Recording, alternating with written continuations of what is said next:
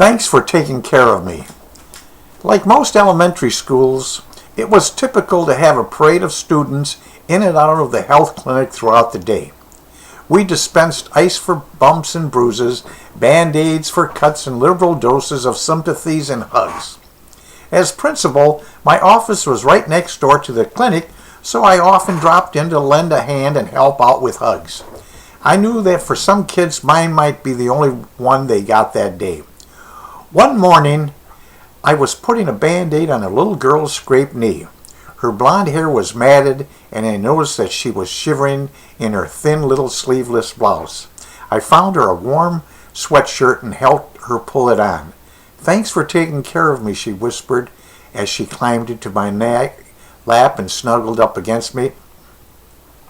It wasn't long after that when I ran across an unfamiliar lump under my arm. Cancer, an aggressively spreading kind, had already invaded 13 of my lymph nodes. I pondered whether or not to tell the students about my diagnosis. The word breast seemed so hard to say out loud, and the word cancer seemed so frightening.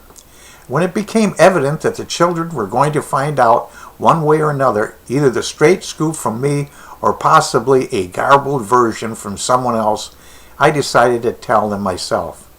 It wasn't easy to get the words out, but then the empathy and concern I saw in their faces as I explained it to them told me I had made the right decision.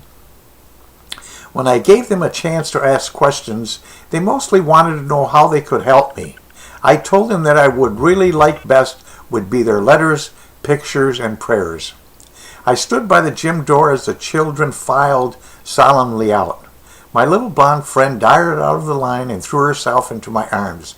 Then she stepped back to look into my face. "Don't be afraid, Dr. Perry," she said earnestly. "I know you'll be back because now it's our turn to take care of you." No one could have ever done a better job. The kids sent me off to my first chemotherapy session with a hilarious book of nausea remedies that they had written. A video of every class in the school signing get well songs accompanied me to the next chemotherapy appointment. By the third visit, the nurses were waiting at the door to find out what I would bring out next. It was a delicate music box that played "I Will Always Love You." Even when I went into isolation at the hospital for a bone marrow transplant, the letters and pictures kept coming until they covered every wall of my room.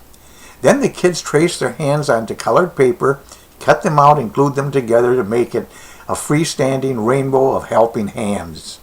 "I feel like I've stepped into Disneyland every time I walk into this room," my doctor laughed. That was even before the 6-foot apple blossom tree arrived, adorned with messages written on paper apples from the students and teachers.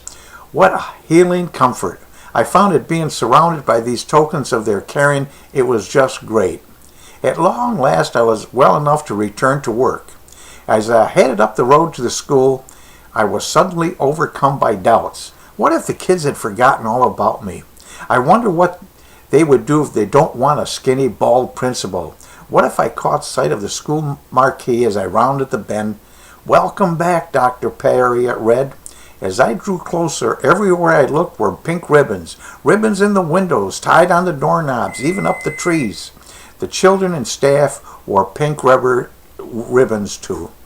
My blonde buddy was first in line to greet me. "You're back, Dr. Perry, you're back," she called. "See, I told you we'd take care of you."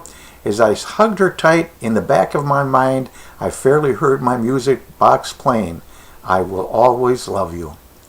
Read every word of this page. It proves that making money online does not have to be difficult or expensive. Let me ask you a few questions. Are you literally burning inside to change your financial future? Are you sick and tired of having to answer to someone else? Who do you know that wants to spend more time with their kids? Which friend is hurting financially? Who has told you that they want out of their job? Are you tired of working for someone else only to make them rich? The questions are typical, and we know the answers to them. So if you do have the passion, but you're confused on where to get started, the first steps to do is to get yourself right in the right direction. What if there's an online franchise marketing system that gives you step-by-step paint-for-numbers instructions on how to build an online income? We have created a way to help everyone make money from home. Many people have tried earning income online and either quit or failed. Finally, iPass2 is the solution. After years of research, we have created a franchise-style online marketing system with step-by-step instructions. You'll be able to follow iPass2 simply by following the instructions on videos learning how to build a solid income online. Click the image below and watch the iPass video.